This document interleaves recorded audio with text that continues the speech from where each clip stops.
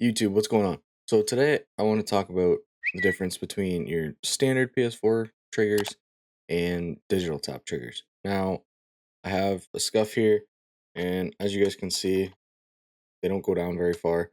So that one's the digital tap trigger one, and then this guy here, right, they go all the way down. So I have regular triggers in that, and I kind of want to just explain the difference to those. So let's get right into it.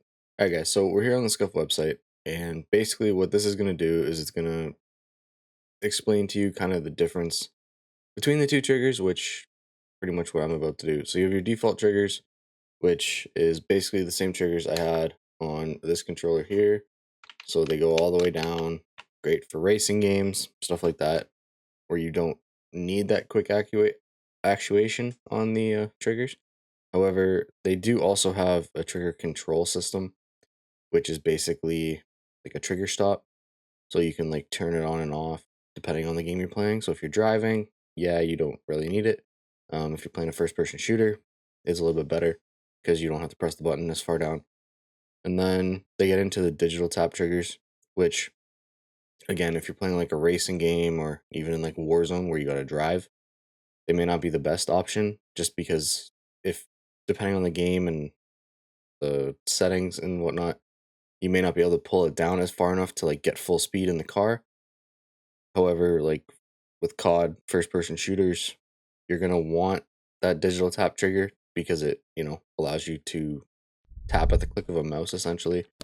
So it's a little bit quicker, but not for like every game.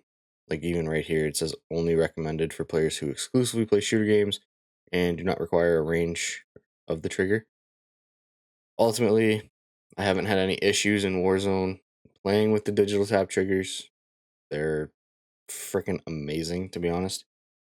I absolutely love them. My aim down sight time has like drastically improved, regardless of like the weapon I'm using. Like I just every time I press it, aim down sight. Same with shooting, like pull trigger, bullet comes out. Pull trigger, bullet comes out. Or fully automatic, pull the trigger, bullets come out.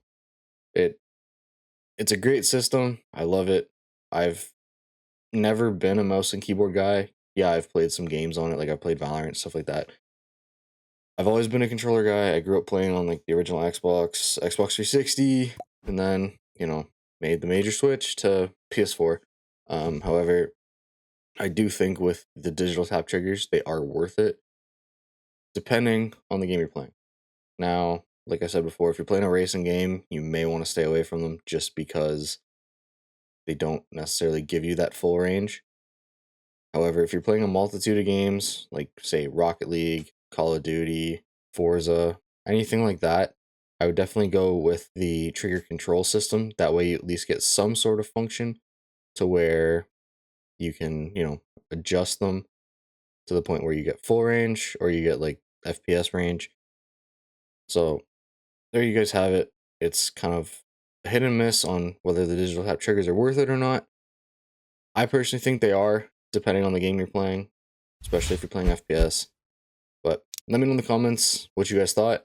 And if you guys did enjoy the video, drop a like, hit that subscribe button, and turn on post notifications so you guys don't miss a new video. Catch you guys on the next one. Peace.